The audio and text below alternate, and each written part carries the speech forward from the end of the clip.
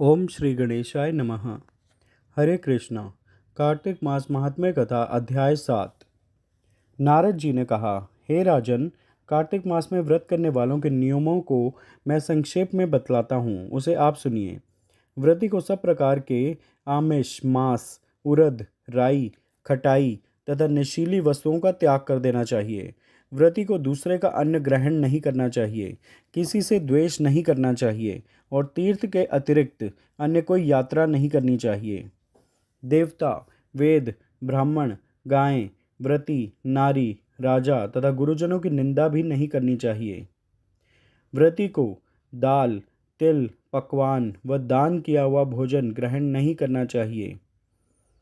किसी की चुगली या निंदा भी नहीं करनी चाहिए। किसी भी जीव का मांस नहीं छूना चाहिए।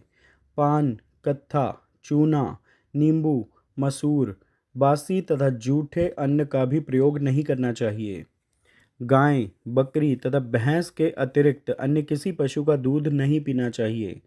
कांसे के पात्र में रखा हुआ पंचगव्य, बहुत छोटे घड़े का पानी तथा केवल अपने लिए ही पका हुआ अन्न प्रयोग करना चाहिए।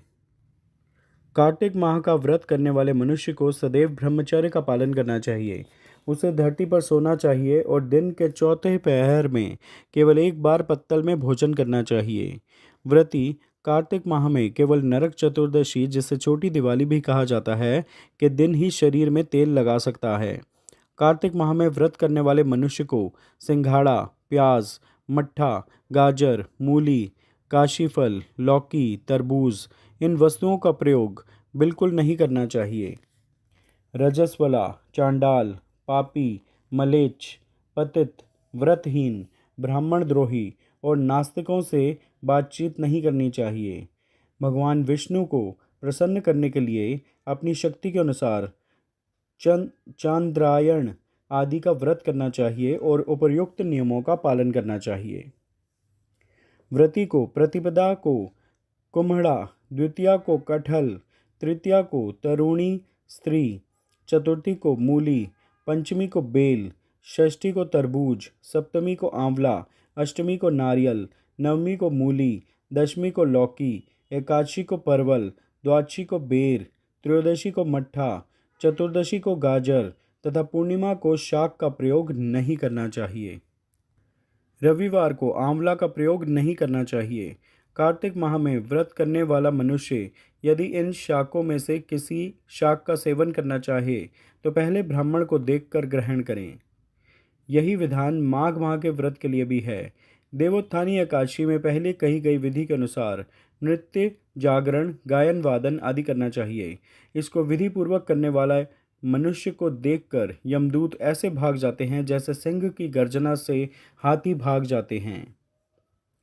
कार्तिक माह का व्रत सभी व्रतों में श्रेष्ठ है। इसके अतिरिक्त जितने भी व्रत यज्ञ हैं वह 1000 की संख्या में किए जाने पर भी इसकी तुलना नहीं कर सकते, क्योंकि यज्ञ करने वाले मनुष्य को सीधा वैकुंठ की प्राप्ति होती है। जिस प्रकार राजा की रक्षा उसके अंगरक्षक करते हैं, उसी प्रकार कार्तिक माह का व्रत करने वाले की रक्षा भगवान विष्णु की आज्ञा से इंद्र आदि देवता करते हैं।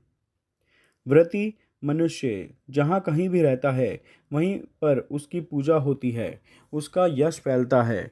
उसके निवास स्थान पर भूत, पिशाच आदि कोई भी नहीं रह पाते।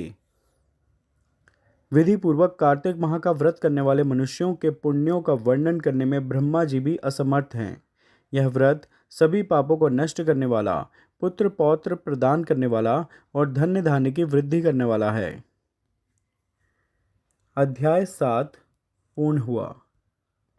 श्रीमन्नारायण नारायण नारायण, भजमन नारायण नारायण नारायण, लक्ष्मी नारायण नारायण नारायण, सत्य नारायण नारायण नारायण, श्रीमन्नारायण नारायण नारायण, लक्ष्मी नारायण नारायण नारायण, भजमन नारायण नारायण नारायण, लक्ष्मी नारायण नारायण नारायण, सत्य नारायण नारायण नारायण, श्रीमन नारायण नारायण नारायण।